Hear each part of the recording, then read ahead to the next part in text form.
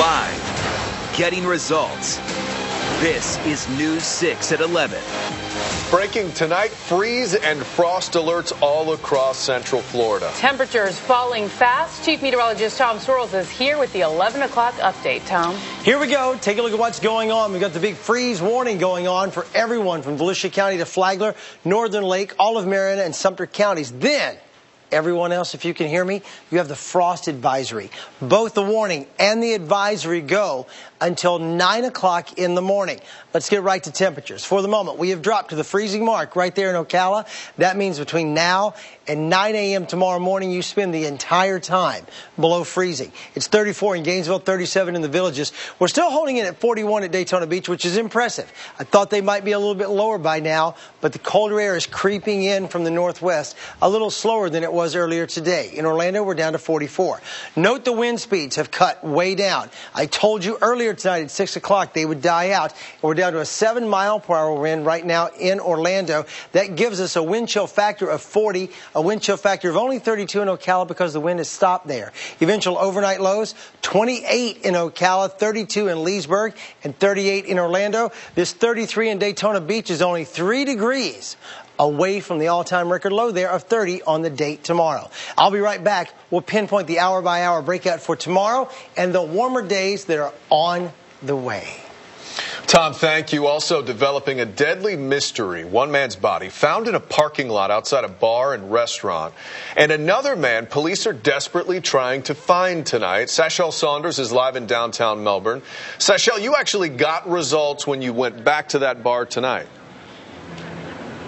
Yeah, Matt, this might be just what police are looking for. We talked to the bartender who was working here that night, showed her a photo that police had put out. She not only recognized the man that police were looking for, she also remembered his erratic behavior that night. Super Bowl Sunday was a busy night at the Debauchery Bar, but Renee Wills could not forget two faces. 53-year-old Kent Wilbanks stopped by for a drink alone. He seemed to just mind his own business. Like I said, he was happy, smiling. But never made it more than a couple 100 feet from the bar's front steps. The cops were like, no, you can't go that way. And that's when I noticed a sweater and a pile of blood. Wilbanks was found unconscious in the parking lot between the Debauchery and Matt's Casbah after 2 in the morning. No one was around, but grainy surveillance video showed this person in the area, someone police call a possible witness. So you might recognize him. I may. Renee remembers denying the guy drinks when he was too out of control, but can't remember when he left. If it was that gentleman that I believe it was, he was belligerent. Drunk. Crazy drunk.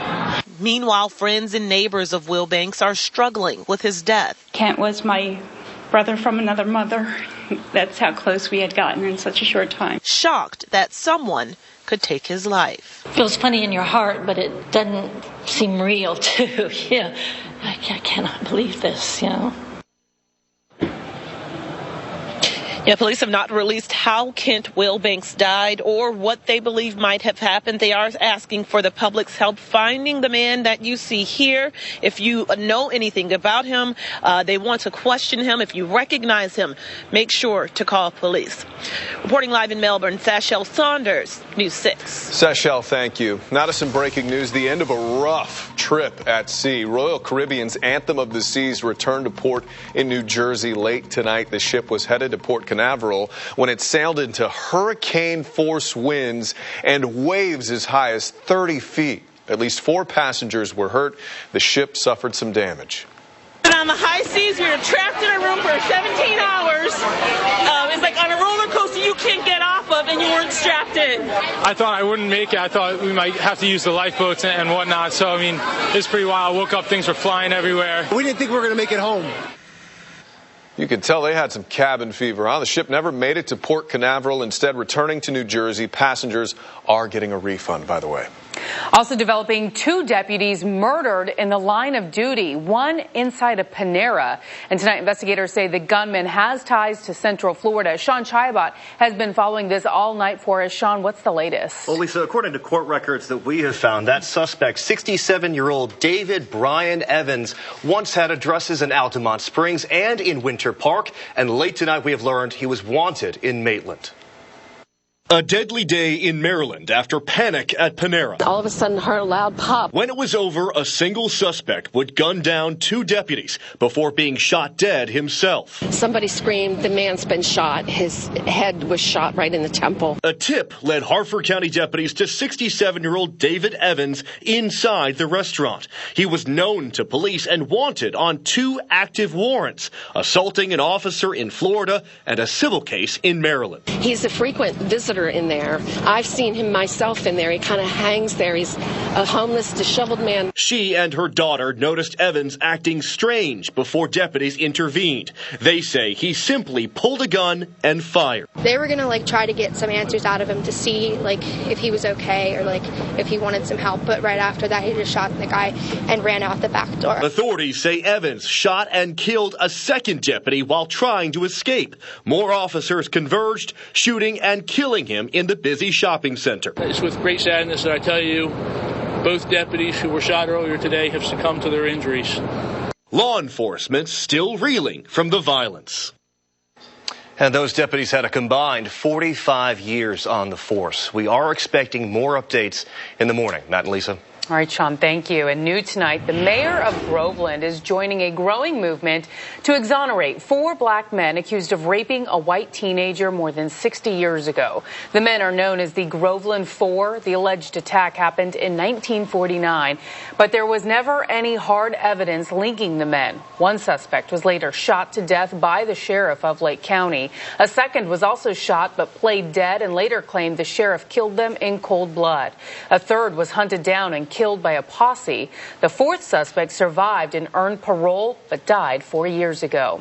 Tonight, News 6 found this on the Groveland agenda for next week. It is a proclamation by the mayor proclaiming his support to exonerate the Groveland Four and encourages Governor Rick Scott to pardon the men immediately.